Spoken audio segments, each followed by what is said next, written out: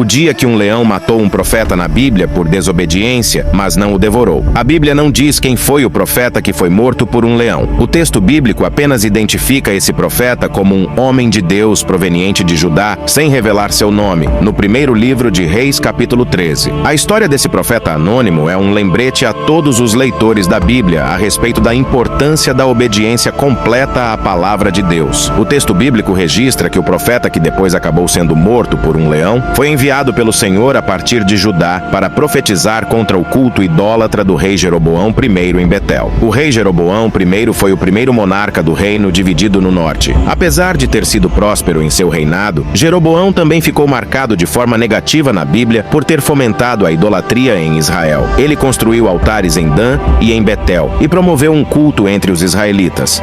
Deus havia aprovado a divisão política do reino, mas jamais aprovou a instituição de uma adoração paralela em Israel. Portanto, a divisão religiosa promovida pelo rei Jeroboão I era ilícita, e foi nesse contexto que Deus enviou o profeta de Judá para anunciar o seu juízo contra o rei de Israel. A Bíblia diz que o homem de Deus foi a Betel e profetizou a queda do altar profano do rei, e também anunciou o surgimento do rei Josias, que governou Judá cerca de 300 anos depois. No momento da profecia, o rei de Israel estendeu a mão contra o profeta, mas sua mão secou de modo que ela ficou paralisada. Jeroboão, então, pediu para que o profeta orasse ao Senhor para que sua mão fosse restaurada. O profeta implorou pelo favor do Senhor, e a mão do rei voltou a ser como antes. No entanto, Deus impôs duas ordenanças bem claras que deviam ser observadas pelo profeta no cumprimento de sua missão. Em primeiro lugar, o profeta de Judá não devia comer pão e nem beber água enquanto estivesse em Betel. Em segundo lugar, o profeta não deveria voltar pelo mesmo caminho por onde havia vindo. O rei Jeroboão até convidou o profeta a ir ao palácio para que ele pudesse lhe presentear. Mas o profeta recusou de forma veemente a hospitalidade do rei. A ordem para que o profeta não aceitasse a hospitalidade de ninguém em Betel provavelmente tinha o objetivo de servir como um sinal de reprovação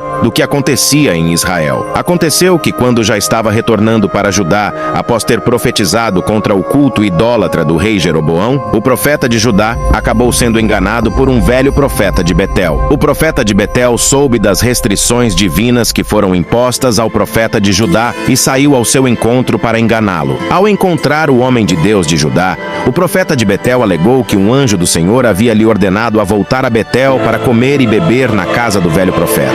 O profeta de Judá acreditou naquela mentira e voltou para comer na casa do profeta idoso. Ao desobedecer a ordem do Senhor, o profeta de Judá recebeu imediatamente a sentença do juízo divino de que ele não voltaria a Judá e nem seria enterrado com seus antepassados. Logo em seguida, o profeta de Judá retornou ao caminho de sua casa junto do seu jumento, mas foi atacado por um leão que o matou. O corpo do profeta de Judá ficou estendido no caminho. Inclusive, milagrosamente, o leão não devorou o profeta e nem o seu jumento. Ao invés disso, o leão ficou parado junto do corpo do profeta de Judá e de seu jumento. Quando o velho profeta de Betel soube do que havia acontecido com o homem de Deus de Judá, ele procurou buscar o seu corpo para enterrá-lo. Obviamente, o velho profeta de Betel entendeu que o fato de o leão não ter devorado o corpo do homem de Deus era um sinal. Assim, ele levou o corpo do profeta de Judá para Betel e o sepultou ali, cumprindo-se o juízo de Deus de que ele não seria enterrado com seus antepassados. No entanto,